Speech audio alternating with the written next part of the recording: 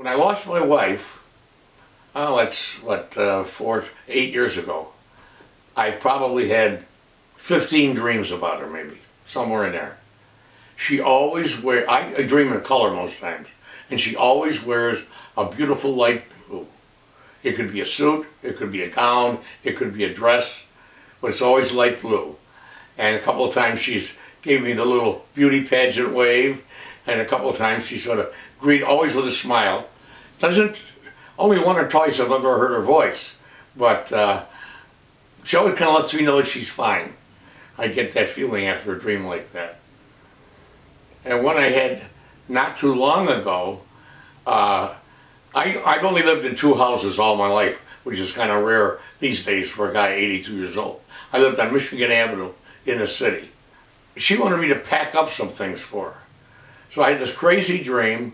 I'm packing goods, and I'm setting them for some reason up high. And everything went fine until I fell out of bed. And I really clunked. I banged up pretty good. The boxes flew and I flew.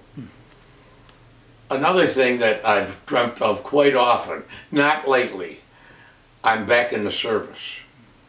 I'm at Fort Devens up in Massachusetts, where they were forming this company that we were going to oversee, a new company. And the guys are all young.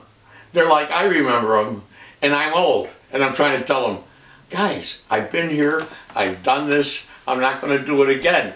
And they're arguing with me. And that's a crazy dream. I don't have any bad dreams.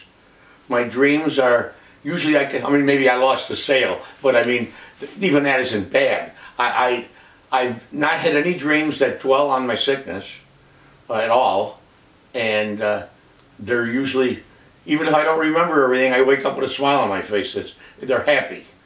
Well, they happened, like I said, as early as maybe 3 or 4 days after she had passed. And then, you know, I don't have a lot of them, but they're always pleasant. She always looks real sweet. Sometimes she looks a little older, sometimes she looks a little younger, just the way I remember her. She always wore a little curl in her forehead here, and it's the way she is. And like I said before, for some reason, she's in this light blue.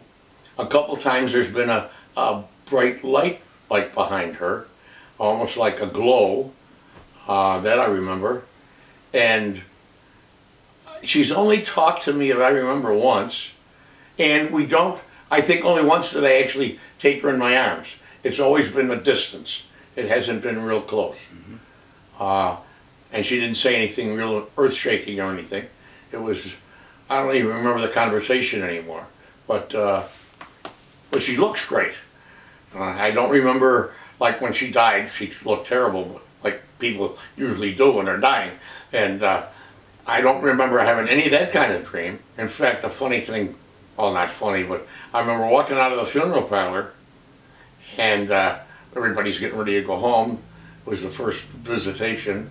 And Brian says, my oldest boy says to me, Dad, what are you waiting for? And I looked at him and said, I'm waiting for Mom. It just whacked me, you know. I, of course, shook up. But the dreams have been peaceful, wonderful, no squabbles. But we never squabbled once anyway, so. When my wife passed, she was in a hospice room at Sisters Hospital.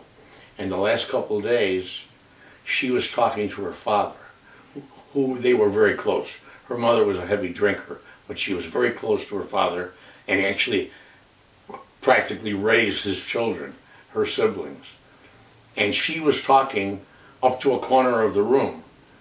And looking at her face, I knew she was seeing her father. And he had a pet name for her, and he talked to her, and they talked back and forth.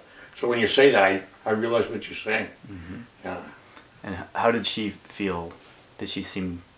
Well, she'd relax, because she was in pain and things, and then when that happened, she'd smile and she'd relax. Mm-hmm. And even when the last couple of breaths she took, I knew she was slipping.